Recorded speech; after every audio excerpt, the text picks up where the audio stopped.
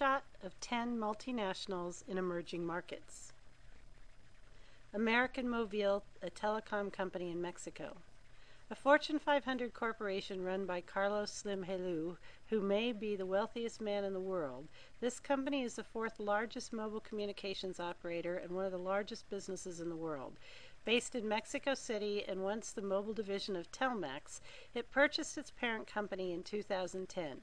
In the late 40s, a group of investors from Mexico bought Sweden's Ericsson's Mexico operation and then went on to purchase ITT's Mexican operation, creating Telmex. In the 70s, the government took over the company, turning it into a communications monopoly, subsequently privatizing it to France Telecom Southwestern Bill. It remained a Latin American monopoly even after privatization, and its scope has increased further since its acquisition by America Mobile. Aracruz Cellulose, paper, Brazil. The major paper and pulp manufacturer in Brazil since the 1960s, Aracruz Cellulose in 2009 and has a number of eucalyptus forestry products operations. The company experienced meteoric growth after opening its second mill in 1991 and began to trade in the New York Stock Exchange in 1992. By 2000, it had launched yet another mill and purchased 45% of Vericel, followed in 2001 with the purchase of Votorantim Cellulose and Paper and another facility in 2003. The company's success is attributed to the vision of its founder, Norwegian Erling Lorentzen, whose vision of fast-growing eucalyptus forests and acquisition of competitors drove its growth. Cemex, Cement, Mexico. Established as the largest building supply and third largest cement producer in the world, the company was founded in Mexico in 1906. In the 21st century, only 30% of its sales came from Mexico and the rest from foreign operations that included 66 cement plants, 2,000 ready-mix concrete facilities, 4,000 quarries, 260 distribution centers, and 80 marine terminals on 4 continents and in 50 countries. In the 1960s, Cemex began to buy up all its competitors in Mexico and began to trade publicly in 1976. By 1992, Cemex was poised to enter the international market and began purchasing cement companies in Spain, Venezuela, Panama, the Dominican Republic, Philippines, Indonesia, Egypt, Costa Rica, Thailand, and Puerto Rico. Their purchasing power and grasp of international communications technologies are credited with its tremendous success, which has barely been hindered by its post-antitrust lawsuit divestiture of 40 U.S. plants, the nationalization of its operations in Venezuela, and fines for labor violations in 2010. Concha y Toro, wholesale, Chile. Latin America's largest wine producer, Concha y Toro is based in Chile and monopolizes business in the country's many wine-growing regions. Started with a single vineyard of imported French Bordeaux grapes in 1883, the company began exporting wine in 1933.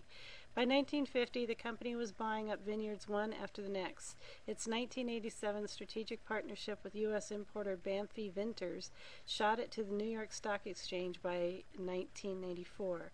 Its ownership by Chile's aristocrats and nobility, steady acquisition of smaller vineyards, and launch into the U.S. market are credited for its expansion and growth to over $700 million in annual sales by 2009. CVRD Mining, Brazil.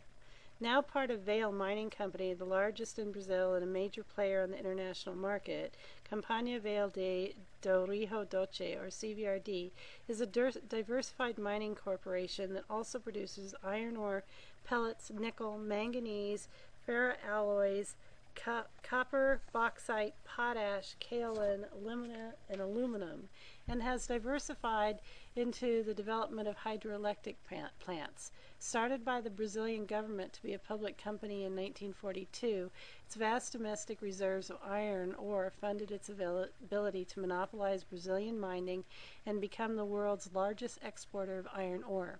The company was privatized in 1997 and it sold all of its investments in steel and wood, consolidating the iron ore industry and enabling it to leverage its power into diversified mining.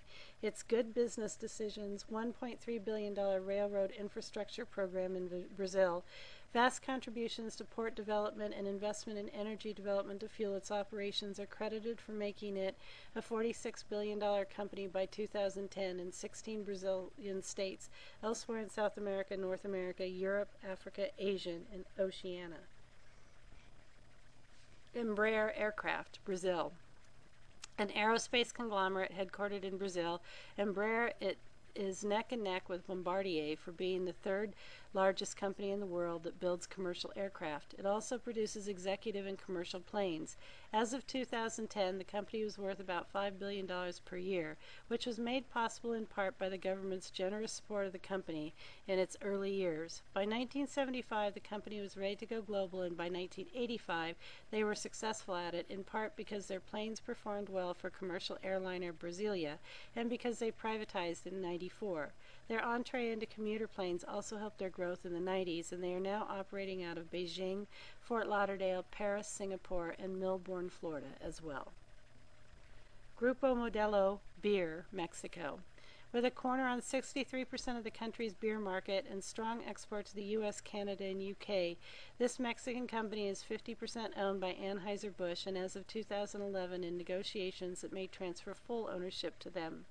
Grossing $6.2 billion a year, its success in the international market is attributed to its strategic business alliance with Anheuser-Busch and many cheap labor breweries in Mexico. Haier, white goods, China. Manufacturing everything from air conditioners to refrigerators and washing machines to televisions, this Chinese company grosses over $18 billion annually. Taken over in 1949 by the government 29 years after its establishment, it floundered until 1984, when a very Western business-thinking manager took over and eliminated its 20% product failure rate and developed a rigorous quality control system. By 1988, it took over the management of a number of other state-owned appliance manufacturers and diversified its product. Haier is an example of the value of strong brand recognition developed regionally, then exploited. By 1996, the company was opening manufacturing facilities in Indonesia, Philippines, and Malaysia. With the success of this market expansion, the company ventured into the Canadian market in 2000 and the U.S. refrigerator market in 2002. Again successful because of its aggressive brand marketing, the company is now entrenched as a manufacturer and retailer in Pakistan and Jordan, Tunisia, Egypt, Algeria, and South Africa. It is pursuing the South American market as well. Exactly who owns the company is a bit murky, but unlike most successful globalizers, it appears to be state, employee, and privately owned. HTC Electronics, Taiwan. This company is best known for its OS system-based smartphones and primary manufacture of Android technologies. Started in 1997, it is the newest company in the top 10, having shot to $10 billion in sales by 2010. Initially a notebook laptop computer manufacturer, it recognized the potential in handheld devices 1 year after it went into production. By 2002, it was in the world market with the Microsoft 3G, an exclusive relationship with T-Mobile by 2008, and after a legal battle with Apple in 2010 with its own branding, became the third largest smartphone manufacturer after Apple and Samsung. The incredible wealth and connections of its chairwoman, Cher Wang, is given partial credit for the company's ability to be responsive to the fast-changing smartphone market, as it is strategic, if often short-lived, strategic partnerships with Microsoft, Apple, and now Google. Hyundai Heavy Industries, Shipbuilding, Korea. The only Korean company to make it into the top 10, this shipbuilder is the largest in the world, builds 15% of the ocean-going vessels used. It is a strong example of a multinational that started by building the infrastructure it needed to succeed, including a port for its shipyard. As of 2011, it has $27 trillion in sales orders and has leveraged its success through other Hyundai brands in automotive, investment, oil, futures, land-based heavy equipment, and dockyards. Its reputation as being first to build the largest ships in many categories, oil tanker and floating production storage and offloading vessels, for example, is credited for much of its brand identity-based growth. This concludes Business Training's video module, Snapshot, 10 Multinationals in Emerging Markets. Thank you.